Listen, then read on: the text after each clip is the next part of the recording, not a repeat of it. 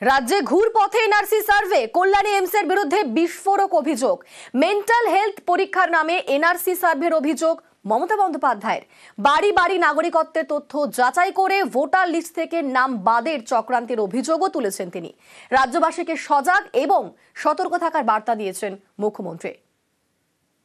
Kalyani aims central গভর্নমেন্টের আন্ডারে, তারা ভালো কাজ করুক, জায়গা জমি সহ আমরা দিয়েছি, অনেক সাহায্য করেছি, কিন্তু যখন উদ্বোধন করে তখন কিন্তু আমাদের জানায় না, আমাদের প্রয়োজনও নেই। কিন্তু ওরা কি করছে, মেন্টাল হেলথের নাম করে পরোক্ষভাবে এনআরসির নামে একটা সার্ভে করছে। বাড়ি বাড়ি সার্ভে করে একটা পার্টি হয়ে কাজ করা, ডাইরেক্ট পার্টি হয়ে করুক না, লোক নেই বলে। আর এমস কে আমি বলবো আপনারা ভালো করে কাজ করুন, রোগীদের সুস্থ করুন, কিন্তু দয়া করে এই খেলাটা খেলবেন না।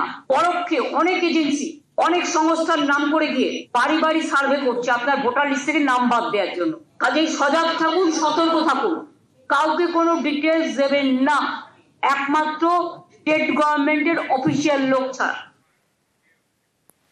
আর এরপরই কল্যাণী এমস বিবৃতি দিয়ে জানায়, বেঙ্গালুরুর নিমহান্সের সহযোগী সংস্থা হিসেবে দ্বিতীয় পর্যায়ের ন্যাশনাল মেন্টাল হেলথ সার্ভে কর্মসূচিতে কল্যাণী এমস অংশ নিয়েছে।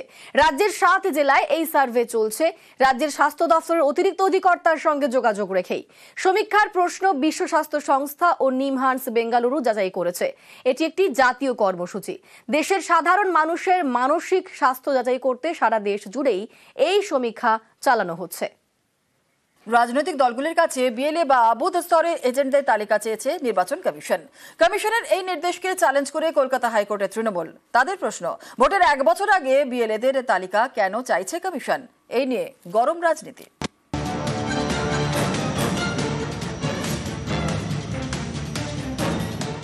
নির্বাচন কমিশনের বিরুদ্ধে আদালতে রাজ্যের শাসক দল তৃণমূল। সংঘাতের কেন্দ্রে বিএলএ, বুথ লেভেল এজেন্ট। আগামী বছর পশ্চিমবঙ্গে বিধানসভা নির্বাচন, তার আগে এ রাজ্যে এসআইআর বা ভোটার তালিকার বিশেষ নিবিড় সংশোধন করার প্রস্তুতি নিচ্ছে নির্বাচন কমিশন। সম্প্রতি মুখ্য নির্বাচনী আধিকারিকের দপ্তর থেকে চিঠি যায় রাজ্যের রাজনৈতিক দলগুলির কাছে। চিঠিতে মুখ্য নির্বাচনী আধিকারিক মনোজ আগরওয়াল লেখেন, প্রতিটি বিধানসভা কেন্দ্রে বুথ স্তরের এজেন্ট অর্থাৎ বিএলএ নিয়োগ করতে হবে রাজনৈতিক দলগুলিকে। এজেন্টদের নামের তালিকা জানাতে হবে নির্বাচন কমিশনকে। এই নির্দেশ চ্যালেঞ্জ করে কলকাতা হাইকোর্টে মামলা করলেন তৃণমূলের প্রাক্তন রাজ্যসভার সাংসদ শুভাশিস চক্রবর্তী। মামলাকারীর প্রশ্ন, ভোটের 1 বছর আগে কেন বুথ স্তরের এজেন্টদের নাম প্রকাশ করা হবে? সাধারণত ভোটের 7 দিন আগে বিএলএদের নাম চাওয়া হয়। জনপ্রতিনিধি আইনের বাইরে গিয়ে এই কাজ করা হচ্ছে। এদিন শুনানির শুরুতে বিচারপতি অমৃতা সিনহা বলেন, এটা তো শুধু তৃণমূলের বিষয় নয়, এই নির্দেশ তো সব রাজনৈতিক দলের ক্ষেত্রেই প্রযোজ্য। জবাবে মামলাকারীর আইনজীবী অর্ক নাগ বলেন, বাকিরা হয়তো মেনে নিয়েছে, তৃণমূল তাদের সমস্যার কথা জানাচ্ছে। এখন ইলেকশন কমিশনের তো ক্রেডিবিলিটি শূন্য হয়ে গেছে, বিজেপির প্রতিনিধির প্রতিভূ হিসেবে কাজ করছে। তা ইলেকশন কমিশনকে একটা লিস্ট দেওয়া মানে তো সেটা আলটিমেটলি বিজেপির হাতে চলে যাওয়া। নির্বাচন কমিশনের অধিকার নেই, তার কারণ নির্বাচন কমিশন নিরপেক্ষ নয়। যদি এখন নিয়োগ করা হয় তাহলে নামটা প্রকাশিত হবে, নামটা প্রকাশিত হলে তারা অসুবিধায় পড়তে পারে। সাধারণভাবে ভোটার লিস্টের কাজ হলেও বুথ লেভেল অফিসার তাদের নিয়োজিত হয়, এর মধ্যে নতুনত্ব কিছু নেই। বরং তৃণমূল কংগ্রেস অন্য দলের বিএলএ কে জানলে তার উপরে চাপ সৃষ্টি করে, খুব ভয় পাচ্ছে কিছু তৃণমূল। রিভিশন করতে হবে, মৃত মানুষের নাম যে বাদ দিতে হবে, এগুলো তো স্বাভাবিক প্রক্রিয়া, এবং সেটা করতে গেলেও তো বিএলএ লাগে। তৃণমূল কংগ্রেস আমাদের রাজ্যে তার সরকার এবং দল হিসেবে তো মামলা করতে করতে মামলা বাজে পরিণত হয়েছে। বিএলএ তার তথ্য নির্বাচন কমিশনের ব্যাপার। নির্বাচন কমিশনকে তৃণমূল কংগ্রেসের থেকে বেশি মানুষ ভরসা করে বলেই আমি জানি। নিউজ 18 বাংলা। মুখ্য নির্বাচন কমিশনার জ্ঞানেশ সুকুমারকে সরাতে একাট্টা বিরোধী শিবির। শীতের অধিবেশন হবে গরম, পেশ হবে ইমপিচমেন্টের প্রস্তাব। चुनाव आयोग के कंधे पर बंदूक रखकर भारत के मतदाताओं को निशाना बनाकर राजनीति की जा रही हो और मेरे सर सारे मतदाताओं को अपराधी बनाना और चुनाव आयोग शांत रहे, संभव नहीं। हलफनामा देना होगा या देश से माफी मांगनी होगी, तीसरा विकल्प नहीं है। নির্বাচন কমিশন যে দাবি করছে 1 সপ্তাহের মধ্যে আপনাকে এফিডেভিট জমা দিতে হবে, এফিডেভিট দিয়ে কেন? তাই তো ইলেকশন কমিশনে। মুখ্য নির্বাচন কমিশনারের রাজনৈতিক বক্তব্য, তা নিয়ে রাজনৈতিক সংঘাত তুঙ্গে। রাজধানীতে সাংবাদিক বৈঠক, টিম ইন্ডিয়া এক কাট্টা। কলকাতায় চড়া সুর অভিষেক বন্দ্যোপাধ্যায়। নির্বাচন কমিশন যে দাবি করছে 1 সপ্তাহের মধ্যে আপনাকে এফিডেভিট জমা দিতে হবে, এফিডেভিট দেবে কেন? তাই তো ইলেকশন কমিশনের ক্ষমতা আছে যে এফিডেভিট দিয়ে বলবে যে একটা ভুল বা গরমিল যদি আগামী দিন কোথাও থাকে চিফ ইলেকশন কমিশনার পদত্যাগ করবে। সুতরাং যেভাবে মানুষের মৌলিক অধিকার ভারতীয় জনতা পার্টি ভারতের নির্বাচন কমিশনকে কাজে লাগিয়ে কেড়ে নিতে চাইছে, এটা মানুষের কাছে দিনের আলোর মতো পরিষ্কার হয়ে গেছে। শুধু সুর চড়ানো নয়, এবার মুখ্য নির্বাচন কমিশনার জ্ঞানেশ কুমারকে পদ থেকে সরাতে সংসদে ইমপিচমেন্ট প্রস্তাব আনার সিদ্ধান্ত নিয়েছে বিরোধীরা। যেভাবে সংবিধান বিরোধী এবং গণতন্ত্রের পরিপন্থী হিসেবে ভারতের নির্বাচন কমিশন কাজ করছে, ইমপিচমেন্ট মোশন নিশ্চিত করে মুভ করা হবে, পরের সেশনে মুভ করা হবে।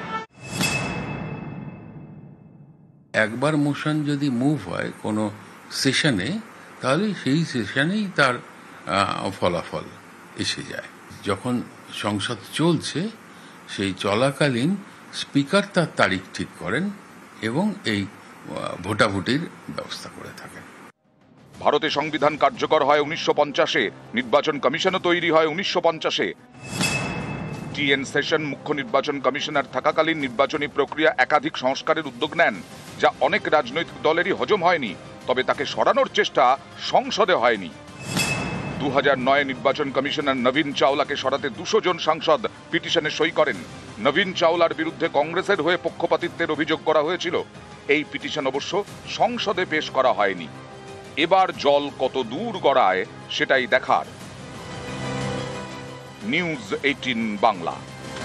বিজেপি শাসিত রাজ্যে বাংলা শ্রমিকদের নির্যাতনে আগে সরব মুখ্যমন্ত্রী। এবার পরিযায়ীদের পুনর্বাসনে রাজ্যের নয়া প্রকল্প শ্রমশ্রী। বাংলায় ফিরে কাজ না পাওয়া পর্যন্ত প্রতি মাসে 5,000 টাকা, খাদ্যসাথী, স্বাস্থ্যসাথী সহ একাধিক সুবিধা। বাংলায় যে সকল পরিযায়ী শ্রমিক বাংলার বাইরে কাজ করছে, বাড়ি ফিরিয়ে এনে এবং তারা যদি নিজেরাও চলে আসে, যারা আসতে পারবে, যারা আসতে চায়, তাদের পুনর্বাসনের জন্য আমরা একটা পরিকল্পনা গঠন করেছি। এই পরিকল্পনাটার আমরা নাম দিয়েছি শ্রমশ্রী।